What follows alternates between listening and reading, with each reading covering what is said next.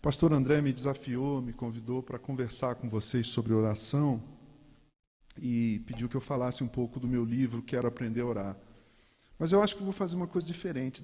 Nossa amizade permite assim que eu mude assim ao vivo, né? E você não possa dizer, poxa, combinamos, né? Vou fazer diferente. Eu vou mandar o PDF do livro para você distribuir para os irmãos, né? Como eu tenho os direitos, né? Eu posso fazer isso. E aí depois eu volto para falar sobre o livro. Você viu que, assim, dou um presente, mas eu quero um retorno, né? Sou bobo nem nada, né?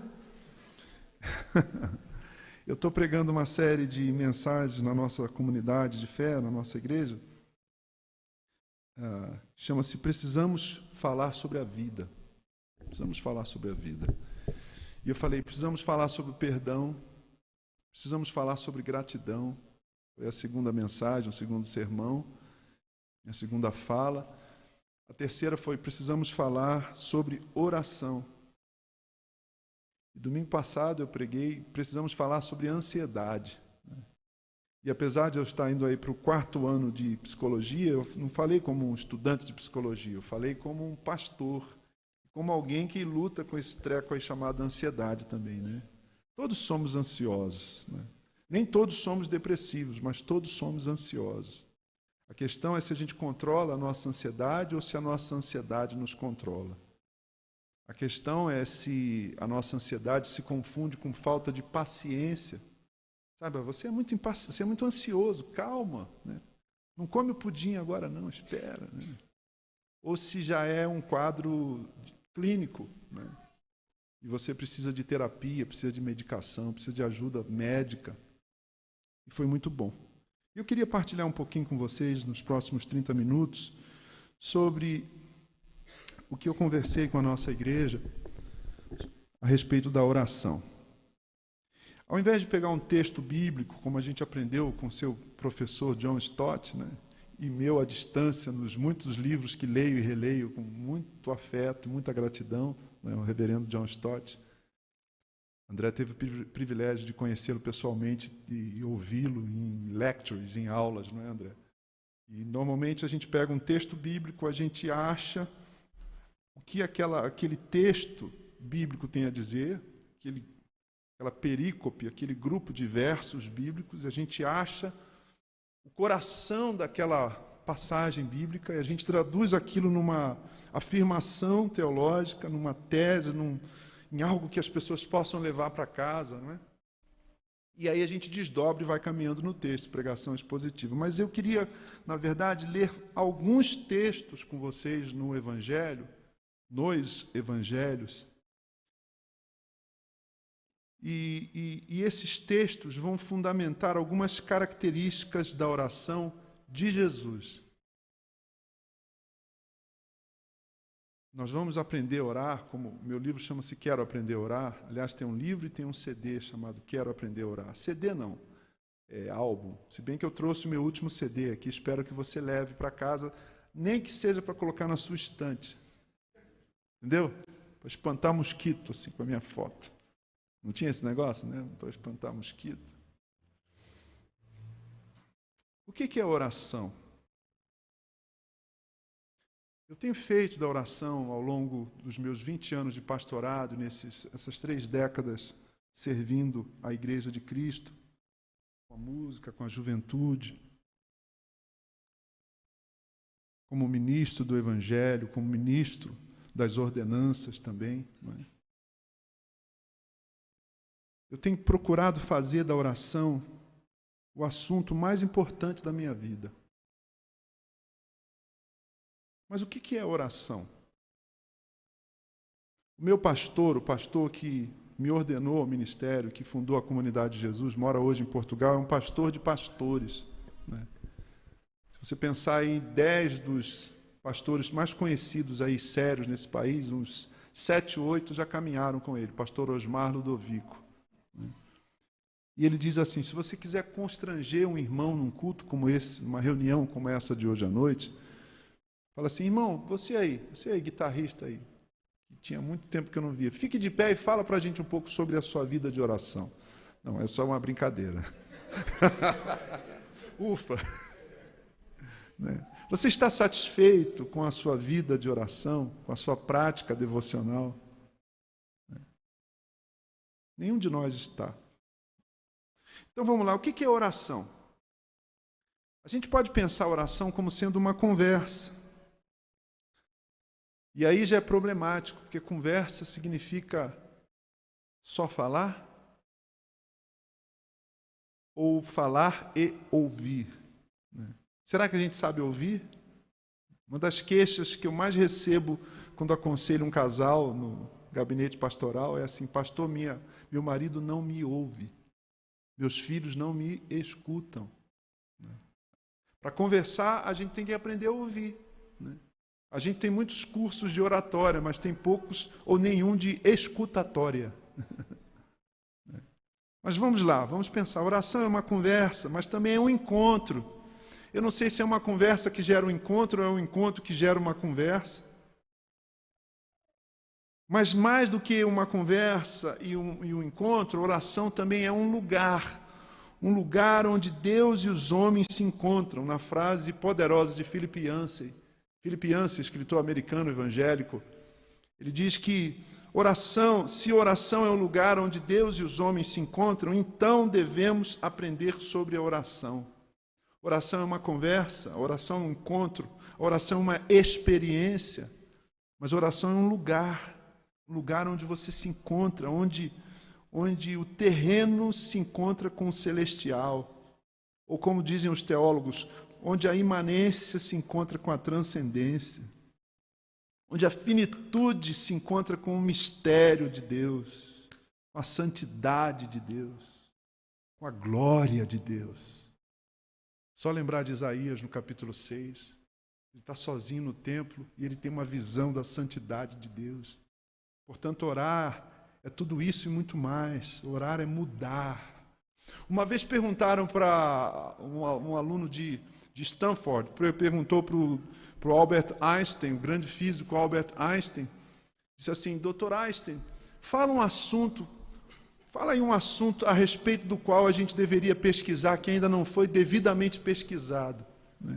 E aquele aluno achou que o Einstein, o grande físico, que revolucionou, que quebrou todos os paradigmas antigos, anteriores, de Newton e daquele povo todo que pensava o universo de um jeito. Aí o Einstein traz a teoria da relatividade e muda o óculos, muda a visão, muda a compreensão todinha do universo, a relatividade.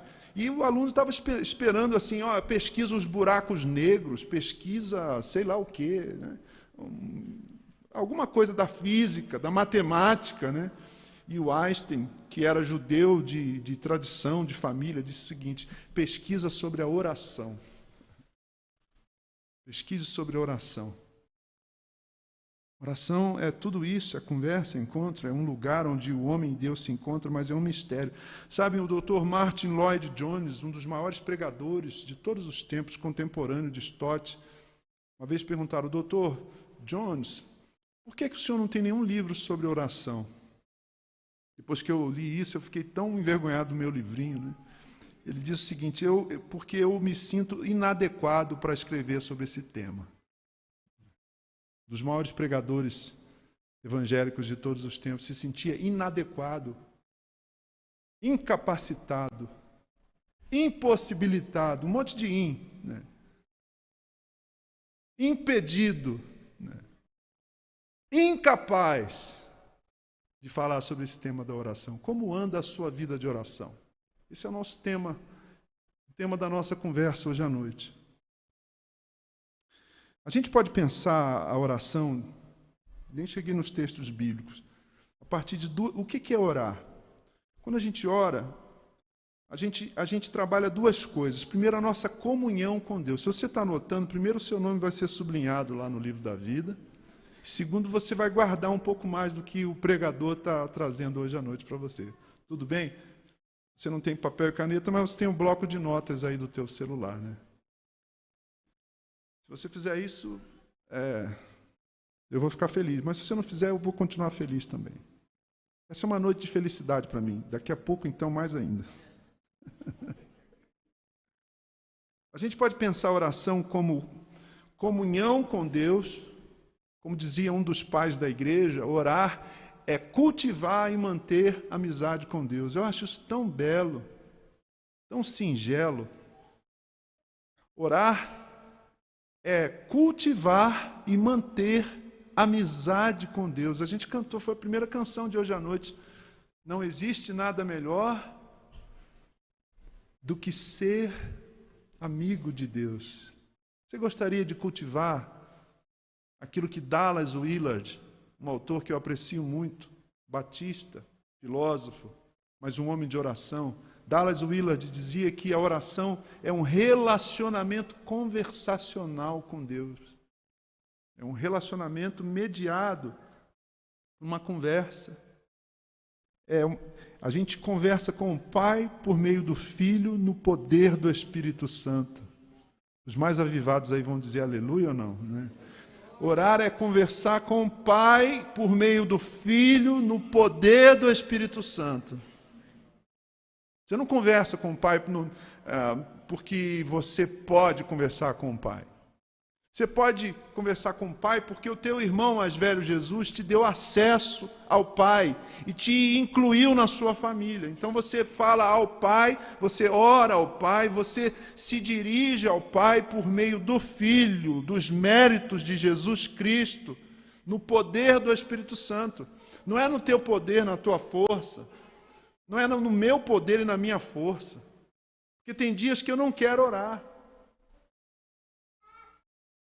Vocês já leram um livro do C.S. Lewis, escritor inglês, conhecido pela sua série As Crônicas de Nárnia? Seu filho deve conhecer As Crônicas de Nárnia.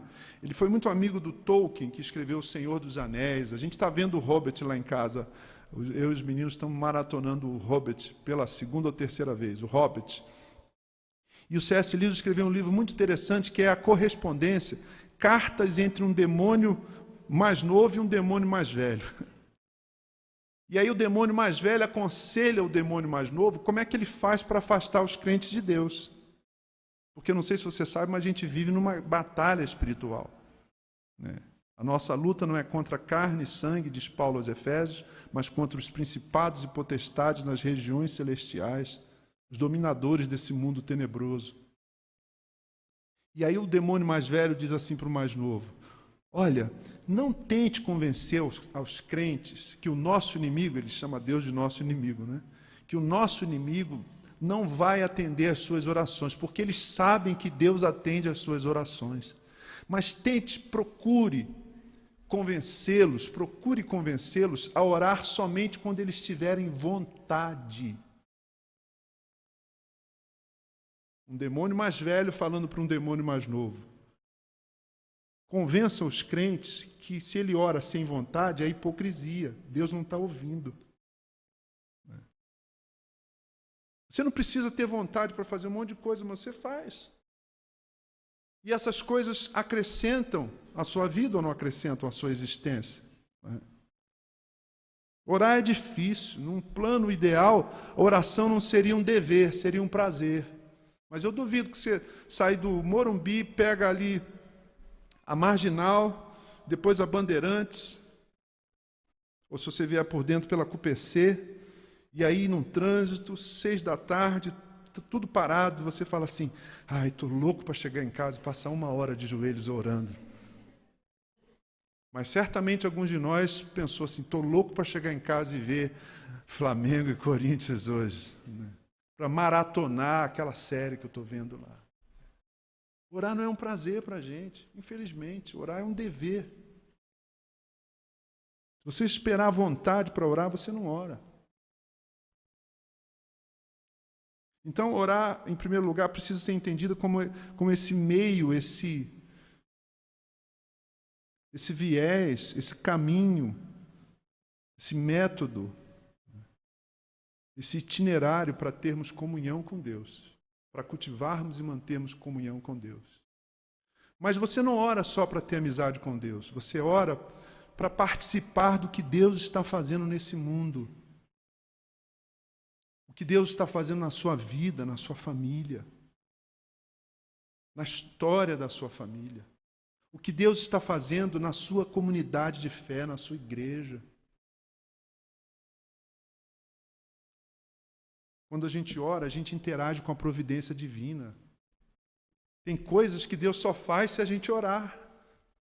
Isso não diminui o poder de Deus, mas isso, descrito biblicamente, isso faz com que a gente entenda que o fato da gente ter livre-arbítrio, da gente tomar decisões, da gente viver conforme a gente quer, para que Deus intervenha, ele diz o seguinte: ore.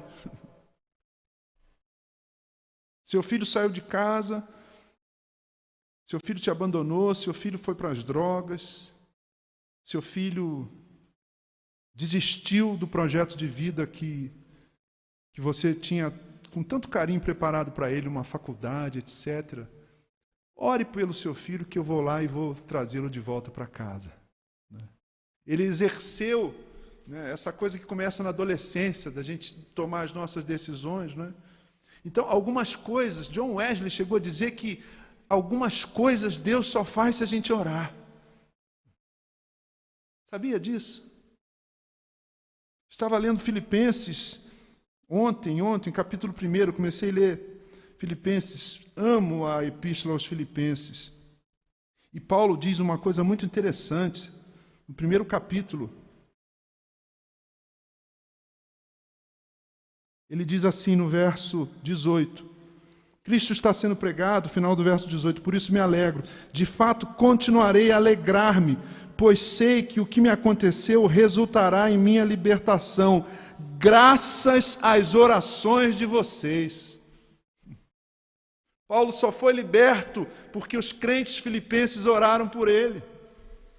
Paulo reconhece que se aqueles irmãos tão amados, tão próximos dos seus afetos, do seu coração, se eles não tivessem orado, ele ainda estaria na mesma condição que ele estivera. Algumas coisas só acontecerão na sua saúde, na sua vida financeira, na sua carreira e na sua família, se você dobrar os joelhos e orar, dizendo: Deus, tenha misericórdia. Senhor, tenha misericórdia. Graças às orações de vocês, ele conclui, e ao auxílio do Espírito de Jesus Cristo. Aleluia. Então, quando a gente ora, a gente cultiva e mantém a amizade com Deus, mas quando a gente ora, a gente batalha com Deus, a gente se engaja, a gente interage com a providência divina, a respeito da nossa família, a respeito da nossa saúde, a respeito das nossas finanças, a respeito do nosso país. Vocês percebem como a oração é importante? E quanto mais eu penso no mistério da oração, mais eu me alegro com uma verdade gritante para mim nas páginas do Novo Testamento. Qual é essa verdade que grita ao meu coração? Jesus orava. Não é bacana a gente pensar nisso, André? Jesus orava. O próprio Filho de Deus, como a gente aprendeu com o credo, verdadeiro homem, verdadeiro Deus. O próprio Filho de Deus, Deus encarnado, o Verbo encarnado de Deus, Jesus orava. Jesus orava, e eu decidi aprender a orar com Jesus, e te convido a fazer o mesmo nessa noite. Eu vou citar, eu falei sobre a ansiedade, né? Então, só para diminuir a sua ansiedade, são 7 aspectos da oração de Jesus. Mas eu vou gastar poucos minutos em cada um deles, porque até agora foi só minha introdução. Na igreja da Borda do Campo, tinha 2 meninos na primeira fila e um pastor, Valdinei, meu amigo, pregando. Ele ficou, como eu aqui, 25 minutos. Aí ele falou assim: com essa minha introdução eu entro no assunto. Aí o menino falou bem alto: ih, rapaz, isso vai demorar.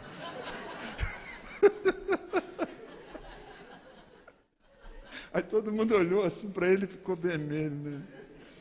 Netinho, filho do pastor Marcelo Miranda. Hoje é um homem casado, né? Ih, rapaz, isso não vai demorar não, irmãos. Estou de olho no relógio ali.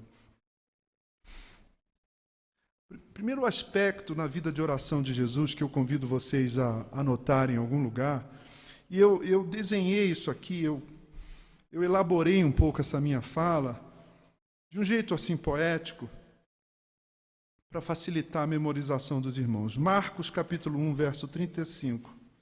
Marcos 1, 35.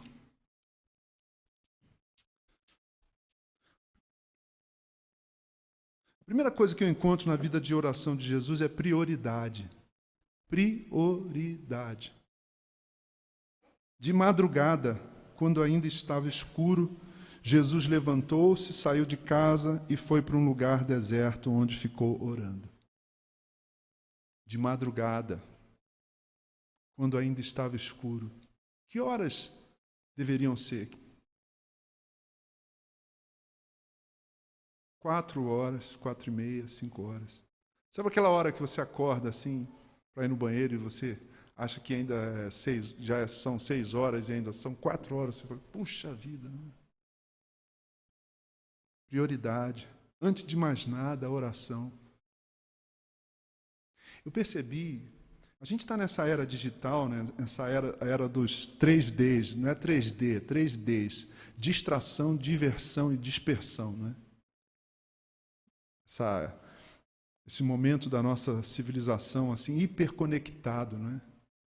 A gente não sabe mais. Isso afeta a nossa memória. Você sabe o telefone da sua mãe? De cor? Quem souber aí, eu dou um pacote de jujuba. Não tem mais jujuba, pastor. Agora é Fine, né? A gente terceirizou a nossa memória, né? Você vê? Hoje eu marquei de estar aqui com vocês no aniversário da minha esposa. Não, mas calma, não esqueci. Eu queria dar para ela de presente a experiência de estar aqui. André falou, rapaz, você arrumou um problema. Eu falei, não, a gente está comemorando o dia todo, né, amor? A gente está vivendo esse momento de hiperconectividade, nosso foco, né? Os meninos, eu tenho pena da geração Z, aí desse pessoal, geração TikTok, geração YouTube. O algoritmo do YouTube e dessas redes sociais foi concebido, construído para dispersão, para viciar. Então você está vendo um vídeo, já tem mais 10 aqui aparecendo, né? O tempo todo, acelerado. Né? Como é que a gente vai priorizar a oração? E aí, quando eu me dei conta, eu acordava, ia fazer café, eu sou o cafeteiro lá de casa, e aí, antes de ler a Bíblia, antes de ler um devocional, antes de falar com Deus, com o Pai por meio do Filho, no poder do Espírito Santo, eu estava lendo a Folha de São Paulo, eu estava vendo o feed do Instagram, eu estava checando meu Twitter. E aí, só nas manchetes da Folha de São Paulo, eu senti meu coração assim, dando um revertério, né? E aí eu parei com isso. Primeira coisa de manhã é ter comunhão com o meu Senhor. Começar o dia priorizando essa conversa, essa amizade, esse relacionamento, essa luta espiritual.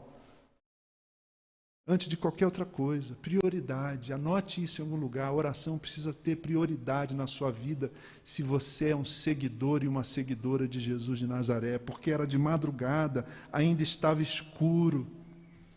Jesus se levantou, saiu de casa e foi para um lugar deserto. E essa parte B de Marcos 1:35, nos traz a segunda característica da oração de Jesus, privacidade, no secreto. André, você lembra quando a gente era pequeno na igreja, que o pastor falava assim, irmão fulano, ora, aí ele mudava a voz, Senhor nosso Deus e Pai, amantíssimo Deus de Abraão, Isaac, começava a fazer um estudo bíblico assim, na oração dele. Aí começava a citar a Bíblia para Deus, como tu dizes lá em Jeremias, ou quer dizer Isaías, né? Ó Deus poderoso. Será que no quarto ele orava assim também? Senhor, estou aqui no meu quarto, eu e tu, ó Altíssimo. Tu sabes de todas as coisas. Jabulani. Parece o Cid Moreira, né? Assim. Desculpa a brincadeira, hein, irmãos? Não é uma coisa afetada, esquisita? Porque você não está orando para você está orando para o outro. Você não está orando para cima, você está orando para o lado. Você está orando para o lado. Jesus condena, Jesus denuncia isso, ele diz, isso é hipocrisia, quem ora assim são os hipócritas, os fariseus, eles jejuam e não lavam o rosto, ficam orando na rua, para todo mundo ver que eles estão orando, vejam a sua santidade, vejam a nossa santidade, você quando orar, fecha a porta do teu quarto, porque teu Pai que te vê em secreto te recompensará, é entre você e o Pai. Então, prioridade. Segundo, privacidade. A gente ora comunitariamente, a gente ora. Mas essa é uma oração aqui do tipo 2. Ou seja, a gente se engaja no reino. A gente intercede. É ou não é? A gente ora por cura. A gente ora por salvação. A gente ouve os pedidos. Essa é a oração do tipo 2. Mas a oração do tipo 1, comunhão com Deus, é no privado, é no quarto secreto. É entre você e Deus, é entre mim e Deus. Tem que ter esse apego ao recolhimento para a gente construir uma amizade. Eu não posso ter um papo assim do meu coração com o André na presença de mais uns 10 corintianos. Né, Dé? É melhor corintiano do que vascaíno. Não é? Tem que ser nós dois tomando aquele coffee, né? Eu acho muito maneiro. Ele fala assim, e aí, Gé, vamos tomar um coffee? E aí a gente abre o coração um para o outro. No privado, no recolhimento. Tem coisa que a gente precisa fechar a porta. É igual casamento. Não é? O leito sem mácula tem que fechar a porta. É entre você e Deus. Ali você é você. E ali Deus é Deus. Porque a gente não pode mentir quando a gente ora no nosso quarto secreto. A gente pode mentir na igreja. Mas lá no quarto secreto a gente não mente. A gente tira a máscara. Ou então a gente não ora. Porque se a gente vai para o quarto secreto e fica lá, parece que está chamando o gato, você não está orando. Você tem gato, né? Estou falando tão sério, o pessoal fica rindo. Prioridade, privacidade, mas eu vejo também na vida de oração de Jesus, quantidade. Está vendo como é poético? Prioridade, privacidade, quantidade. Lucas 6,12. Lucas 6,12. Num daqueles dias, Jesus saiu para o monte a fim de orar. E passou a noite inteira orando. Gente querida, amados e amadas, irmãs e irmãs, Jesus era o próprio Deus. E ele acordava de madrugada e ia orar. Ele se recolhia para ter privacidade, na solitude desse encontro, dessa experiência amorosa, afetiva, verdadeira com o Pai. E Jesus era capaz de passar a noite inteira orando. Lembra no Getsemane, os discípulos estão com ele, ele fala assim, venham orar aqui comigo. Aí, quando ele volta, está todo mundo... E aí ele acorda o pessoal e diz assim, puxa, nem uma hora. Essa expressão a gente devia colocar na geladeira, no espelho assim do toalete, do banheiro. Sei lá, espalhar pela casa. Nem uma hora vocês puderam orar comigo. Na noite mais difícil de Jesus. Os seus amigos mais próximos não puderam orar com ele e por ele nem uma hora. Quanto tempo a gente tem orado, irmãos? Por aqueles que a gente ama, nem uma hora. Quanto tempo a gente tem orado pela nossa igreja? Nem uma hora. E eu não estou aqui apontando o dedo para vocês, eu estou confessando a nossa luta. Mas a gente vê também intensidade nessa mesma narrativa, Lucas 22, do Getsemane. Lucas 22, verso 41 e 44, ajoelhado estava o Senhor, angustiado e com lágrimas. Hebreus 5,7 diz, muitas vezes o Senhor derramou lágrimas, orando diante de Deus. Intensidade. Tem gente que é como eu, assim, não é? Sou carioca, eu falo alto, em movimento. Tem gente italiana que se movimenta mais ainda, né? Eu não vou ver esse vídeo, porque normalmente quando eu me vejo pregando, parece assim um pato que levou um susto, assim, sabe? Eu me mexo, eu sou assim. E eu não posso querer que você, não posso desejar ou forçar que você que tem uma personalidade introvertida, né? Tem gente que quando se emociona na igreja, né, André? O cara assim, tão racional que quando ele se emociona, ele derrama uma lágrima. Assim, né? Eu não posso querer que o irmão seja como eu, mas eu não estou falando disso. Eu estou falando da gente ter momento em que a gente chora na presença do Senhor porque a gente não tem palavras. Ou pelo maravilhamento da presença do Eterno, ou por aquilo que Paulo fala aos Coríntios, pela tristeza do pecado e o quebrantamento do nosso coração. Jesus, nós vemos o Senhor orando em Lucas 22, 41 a 44, no Getsêmani, ajoelhado. Irmãos, a gente não ora mais de joelhos. Você já notou isso? Quando eu era mais crente, minha mãe assembleana, aquelas assim com coque assim, que quando eu trazia uma namorada, ela falava assim, Deus não aprovou. Eis que te digo. Né? Quem sabe do que eu estou falando aqui, fala glória a Deus. Tem uns aqui no meio, aqui, né? Naquela época da minha infância, eu ia para as reuniões do círculo de oração com mamãe, e aí as irmãs cantavam, de joelho é melhor. Deixa eu ver se tem crente aqui. Temos aqui. Na alegria ou na dor, sempre orando ao Senhor, de joelho é melhor. Ô, glória! Esse aí é do manto, hein? A gente não ora mais assim, irmãos. Nossa oração é burocrática. Não é? E se você combinasse com a sua esposa assim, amor, sem eu saber, grava, toda vez que eu orar, você grava. Lá em casa a gente já gravou o ronco um do outro. Porque eu falava, você ronca, ela falava, não ronca. Ela falava, você ronca, não ronca. Aí um dia eu gravei, aí mostrei, aí ela falou assim, você também ronca. Aí cessou a briga.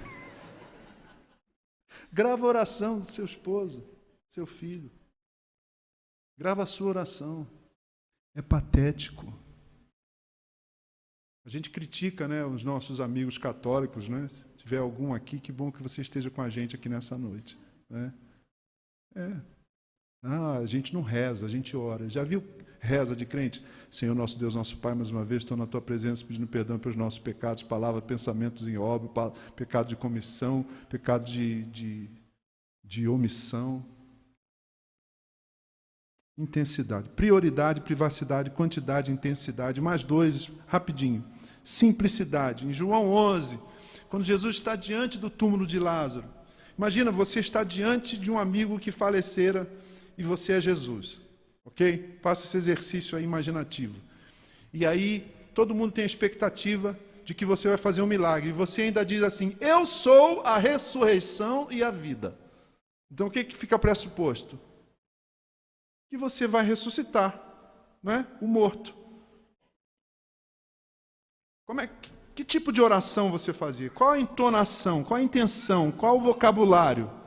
Como é que você ia orar naquela situação? Todo mundo te esperando, você diante do túmulo de Lázaro.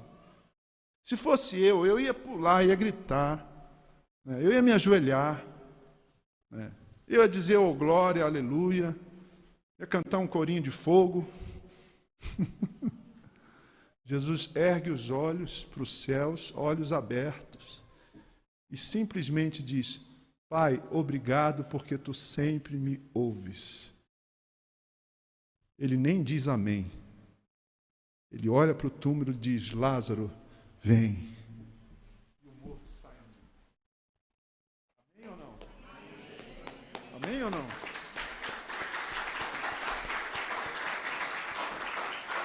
Simples, oração de uma frase. Pai, obrigado porque Tu me ouves. Isso é intimidade, não é? Simplicidade. A simplicidade da intimidade é a intimidade da simplicidade. Orações simples. E essa intimidade, a última coisa, no Pai Nosso, Mateus 6,6, um Pai Nosso, a oração que a gente chama de Pai Nosso, é um modelo bem prático dessa intimidade. Jesus nos ensina, irmãos, a chamar Deus de Pai. Até o nosso Senhor dizer assim, vocês vão orar assim, Pai Nosso, que estás nos céus. Até esse momento, ninguém se dirigia a Javé, ao Todo-Poderoso, ao Deus de Abraão, Isaque e Jacó, assim. Né? Era El Shaddai, Jeová Jiré, né? O Deus dos exércitos de Israel, né? Deus distante, poderoso, santo, santo, santo. E ele continua a sê-lo. Mas esse Deus Todo-Poderoso quer que nós nos relacionemos com ele como um filho se dirige a seu pai. Então a nossa oração também, além de tudo, pode ser uma oração de intimidade com Deus. Intimidade com Deus. Pai. Chame Deus de Pai. Ser cristão, dizia J.I. Packer, teólogo anglicano, puritano, ser cristão é chamar Deus de Pai. Irmãos, orar é se relacionar com Deus como sendo seu filho amado, porque você é um filho amado do Pai. O Jeremias diz que desde a remota antiguidade o Senhor te amou e com misericórdia Ele te atraiu para Ele. Com laços de amor e cordas de misericórdia, o Senhor te atraiu para Ele. E Isaías vai dizer assim, o Senhor usando Isaías, a instrumentalidade do profeta Isaías, profeta, poeta, Isaías é estupendo, né? Ele diz assim, eu gravei o seu nome nas palmas das minhas mãos. Nosso nome está tatuado nas palmas das mãos do Deus que criou os céus e a terra. Irmãos, nós precisamos aprender a orar e precisamos aprender a orar com o nosso Senhor. Tudo isso a gente vê na vida de oração de Jesus. Que o Senhor te inspire a gastar tempo com Ele. E para eu não me contradizer, você veja, essas coisas todas estão misturadas, estão equilibradas na vida de Jesus. Às vezes Ele passava a noite inteira, por vezes. Mas outras, ele orava de olhos abertos, uma frase. Eu sou casado com a Cinha há 24 anos. Eu sei que se ela está brava comigo só de olhar. Você também sabe, né, Dê? Melhor nem olhar para ela agora, né? Vai que tem algo aí não resolvido. Não é? Normalmente, quando a gente vai na casa de alguém, assim, a gente vai almoçar, e aí eu sei que o papo vai ficar longe, eu sento longe da Cinha.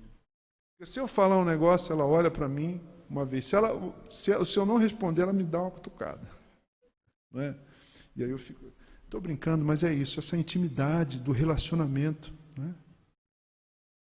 Você consegue ouvir a voz do teu Pai? Você consegue ouvir a voz de Deus? Que isso seja um alvo, uma busca, uma procura, um projeto, um anseio, um anelo, uma fome do meu coração e do seu coração. Em nome de Jesus. Precisamos orar. Precisamos orar. Você não sabe o quanto você precisa de oração. E o quanto eu preciso de oração também. Que Deus te abençoe. Amém.